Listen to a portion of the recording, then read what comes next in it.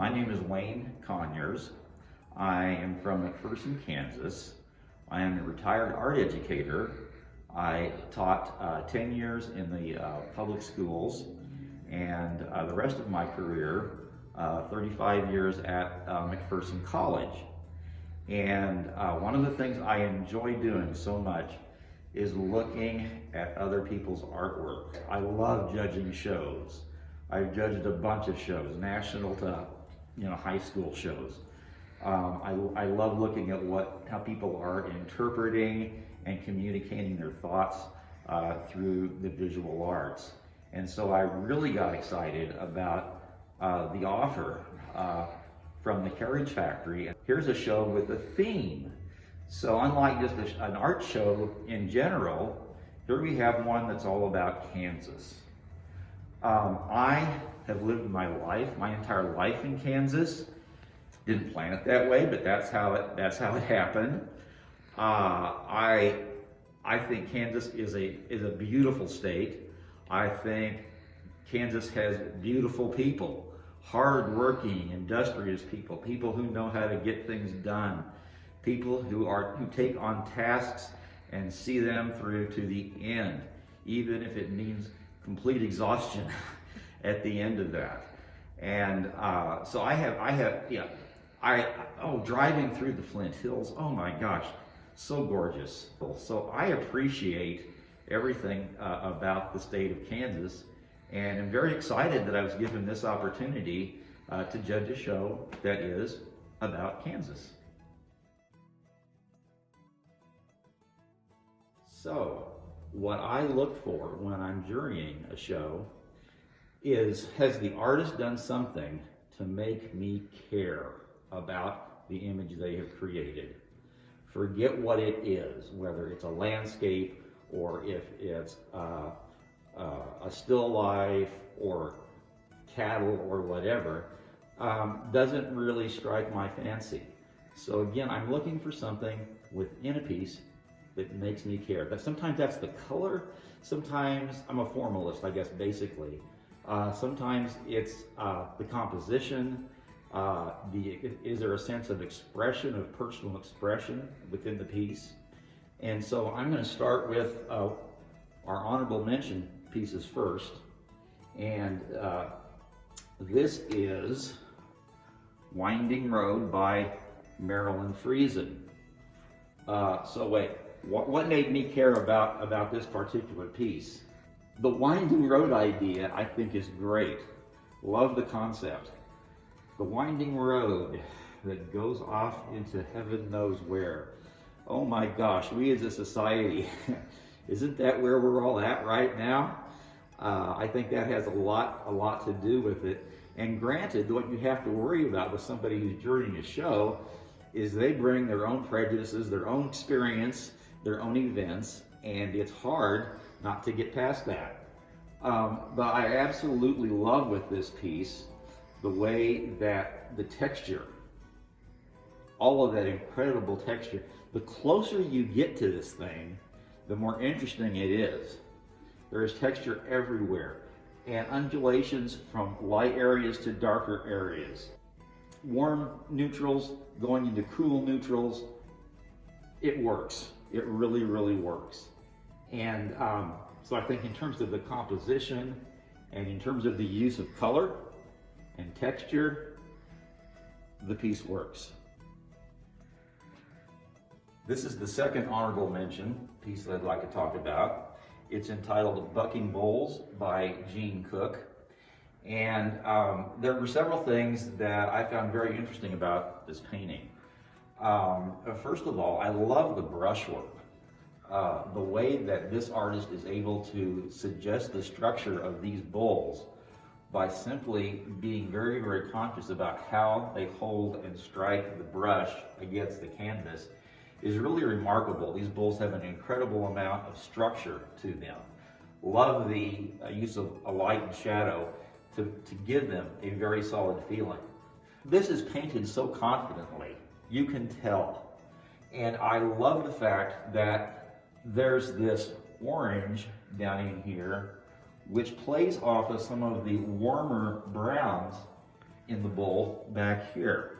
I love that. I also think it's very, very striking that there doesn't seem to be any necessary spot where the foreground stops and the background begins. It simply flows together. And I think that's done very effectively. This is the third honorable mention piece. The title of it is Dormant to Harvest by Karen Robin. And I really appreciate what this artist did with this piece. First of all, it tells a narrative. I love the fact that we're talking about the entire growing cycle of wheat. And, you know, with Kansans, farmers, whether you get a good snow in January may depend upon the yield that you're going to get in, let's say, May or June. And I find that fascinating. And this piece does tell that narrative. And I like that. That's very daring for somebody to do, especially to slam two completely different compositions together. When I first saw this, I thought, oh, it's on two separate canvases. And then I look at the piece. No, it's not. It is two separate paintings on the same canvas. The quality of the brushwork, again, from an artistic point of view, it works. I love how the warm colors of the wheat play against the cool colors of the combines and tractors and the cool blue sky. Very warm feeling over here. Over here, we get kind of the cold feeling of winter.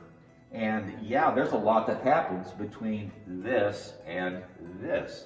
So, while I like it for several reasons that are artistic, I also like the idea of taking on the concept, I'm going to make a painting that has a narrative. This piece is third place. It is Somewhere Not Too Far Away by Pam Hayes. There is so much to love about this piece. Now, I myself do a lot of watercolor, but it's not the way most people use watercolor. This, though, is such an incredibly technically successful attempt. What I mean by that, this is, by the way, this is alcohol ink, which is an incredibly difficult medium to work in. But I love the blending together, letting the colors and the inks flow together.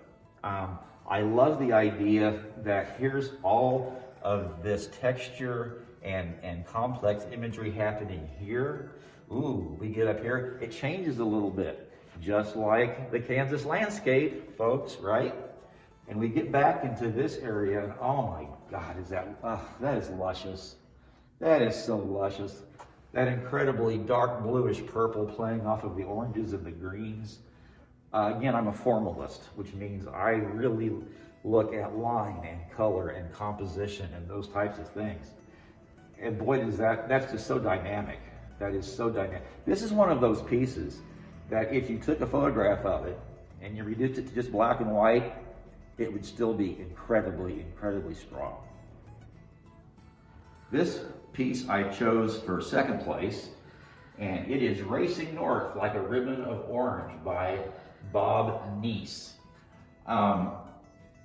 This is such a powerful painting.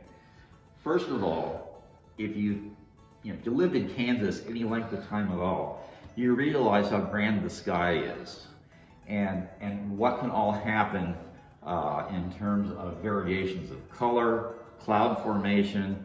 Oh heck, it can even be, hey, wait 5 minutes and the weather's going to change, right? Well, I like the fact that basically the upper 3/4 of this painting is dealing with sky.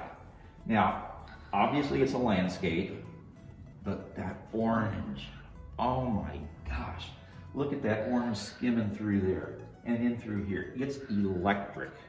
It is almost electric next to these cooler and warmer neutrals that are in the painting. It reminds me a lot of when I used to drive to Hayes back and forth quite a bit. And when fields were being burned off.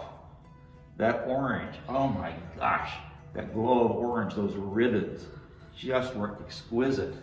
And so I found myself just connecting with this piece from that point of view. Technically, it's done wonderfully well. As with most of the pieces that are here, it's obvious that the brushwork is done very confidently, intentionally, and it's a strong piece. Okay, folks, here's the first place winner. It's Tender Moments by Victor Blakey. There's so much to talk about here. I'll try to keep it fairly simple. First of all, Kansans are hard workers. You know, we are a people that go day to day working our tails off, and then it's getting ready for the next day. I love the idea that this, and again, I'm not really into cowboys, so I look past that. But this guy here, man, he's tired. He has put in a long day, and that comes across. But what's interesting, so has the horse. So has the horse. Look at this connection between nature and man, animal and cowboy. It is there. I love the way this is painted. Again, technically done extremely well. I love that within the horse, there has been a lot of overpainting.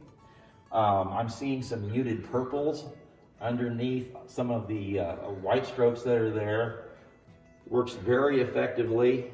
The other thing that I like about this, and usually I'm a guy that says, hey, give me something more asymmetrical than symmetrical. It's going to work better. Not this time. This guy is right in the middle, right in the center. Your eye goes immediately to him. This was so clever. This artist, intentionally, it had to be. Look at this line that just goes right across there. What happens? Bam, focuses right on this hard-working, tired soul that I think most of us can connect with at some level. And maybe he's just thinking at this point, we got through 2020.